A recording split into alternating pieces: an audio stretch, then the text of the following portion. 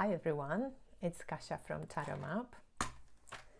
Let's have a candle service for all of the Pisces people, because I'm going to be talking today about Pisces and about Virgo, which is the sign opposite Pisces. So because Pisces is the last sign of the zodiac, it rules the 12th house. It is the house of the unconscious. It's often called a hidden house, a house that you do not see clearly. I think the light, the candle, it's always a beautiful accent where we can bring or intuitively wish for clarity and wish for more in-depth understanding. And it doesn't necessarily have to come through intellect, but in Piscean way, it would come through dreams, it would come through visions, it would come through any unusual, unorthodox means of acquiring knowing. So this candle is for us, it's for all of us who watch this, and hopefully this video is also going to benefit some of you. All right, so what I wanted to do in this particular video is something that I'm mulling over, because I would like to I realized that I don't like to talk about one sign without the opposing sign influencing it, because oppositions are so kind of intertwined, in astrology, and as we can see also in tarot. So in this video I'm going to be talking a little bit about Pisces and Virgo opposition, and also a little bit about two cards that are connected to these signs. Who knows what cards are these? If you do, drop it in the comment. I'm going to be showing you three decks, of course 3 traditional decks, because they're just fascinating, when you get to know the traditional decks, when you get to know the kind of core of tarot system through these decks, you can swim with any deck available. So the sun moved into Pisces on the 18th, I think, or 19th of February, and I think this year it was actually 18th. And Pisces is a mutable water sign. What does it mean, mutable? This is the energy quality, right? There is a cardinal quality, there is fixed quality, and there's a mutable quality. And the mutable quality happens to be at the end of the season. So this is the time when, like now, February, March, where winter starts kind of, giving away some time for early spring, and yet it's not quite ready to go, but the spring comes in. So this is a time when things start shifting and changing. They're not quite one way or another. It's not quite the end, but it's not yet the beginning. It's adaptable time, at times of change. So the signs that are mutable, like Pisces, they like to swim with the changes. And all the other mutable signs is Virgo, the opposite sign to Pisces, and also Sagittarius and Gemini. These are mutable signs, so they kind of in between signs. They like both aspects. They like both ways. They like to track new things. They like to, they're adjustable, they're adaptable. And when we think of the glyph of Pisces, which is, two fish joined by a cord, swimming in opposite directions, and this is symbolizing the urge that a human has, first of all, to dissolve, because this is the 12th house, the unconscious. Pisces is ruled either by Jupiter or by Neptune. Neptune in modern astrology, this is a gas planet, no boundaries. It wants to dissolve into this kind of divinity, into the greatness, into the wholeness.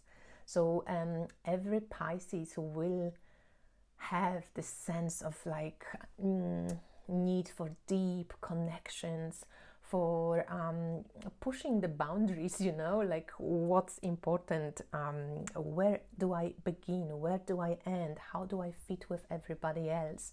Pisces are characterized by great compassion, great imagination, great intuition, and also they called, mystics of the zodiac. They have this poetic quality to them. So one fish wants to dissolve. There's this urge to mix and mingle with everything there is.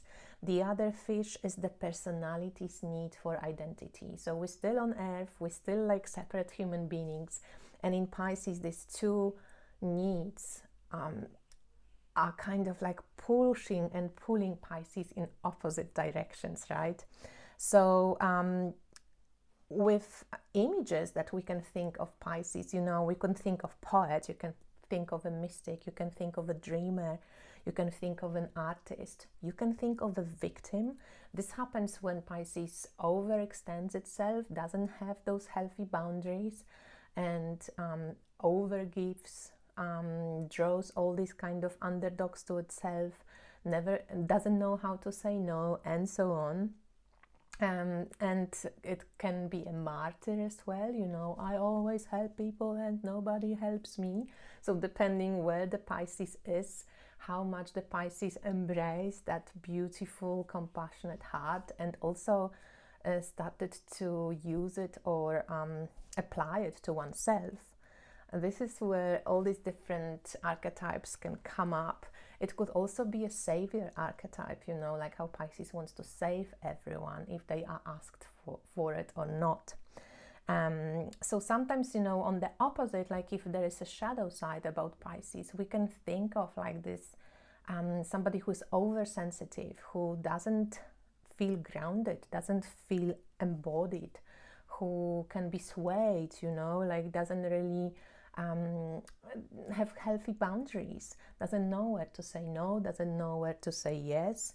It can be someone who is like escapist, a dreamer in the negative sense this way, and somebody who's also full of fear and doubts. That's interesting for Pisces, because one of the lessons that Pisces learn is a big lesson of trust and kind of believing that there is an order, that there is an intelligence, that that you can surrender, that you can let go. And it's a very spiritual sign in the sense of really applying that spirituality. So when we think of the opposite sign, okay, when there's a Virgo, and Virgo is an earth sign, also mutable, so also at the beginning of the season. And Pisces can learn from Virgo about discrimination, about boundaries, about discipline and analysis, right? Because planets in Pisces are very compassionate and driven by need to help, need to heal, need to be spiritual, whereas Virgo can learn from Pisces how to let go, how to relax, how to trust life. And they can learn also about compassion and about how to listen to their intuition. So when we look at the tarot cards connected to Virgo and to Pisces, it's interesting, right? Because Pisces is connected to the Moon card, and Virgo is connected to the Hermit. And I thought when I looked at these two together, so we know that like the Moon card, which is really fascinating, because the Moon card is usually, it's dark, it's during the night, we don't quite see exactly what's happening, there can be changes, this crab is going out on a journey, we're in this like in between the wolf and the dog, and the path is long and arduous maybe, and we're not sure. There's a lot of kind of this type of energy when we look at the moon, that you can mistaken the rope for a snake, or there's no clear light, you cannot see clearly. It's not a card that encourages you to see clearly. It's a card that encourages you to move even though you may feel fearful. And I thought, like, how interesting. So Pisces can learn from Virgo how to be more analytical, how to have healthier boundaries, how to be a bit more how to be discerning, right? So now when we add the Virgo card, it's like the hermit, through his experience, through the wisdom, through the patience, maybe through the knowledge, they shed light onto that moon card. I thought that was kind of cute as a couple. That's why I love to. I'm actually thinking of creating a course for like astrology for tarot readers, when we can learn astrology through maybe images on the cards. Some are much more, this is really funky. I never really looked at it this way. But Virgo learns, Pisces learns from Virgo how to be more discerning, how to be more analytical, how to use healthy boundaries. And a Hermit, which is Virgo, learns from Pisces how to trust more, how not to be too rigid, how not to be too stuck in your own head, and how to maybe use this energy of not knowing and trusting the way. And like Hermit doesn't want to let go, like Hermit wants to control it. So it's quite a fascinating coupling.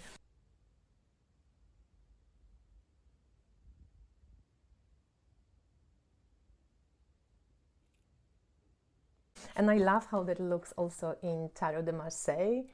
It's the same, how beautifully that Hermit sheds the light on the moon card.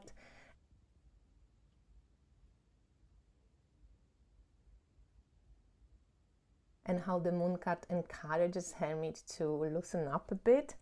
And also in Tough cards,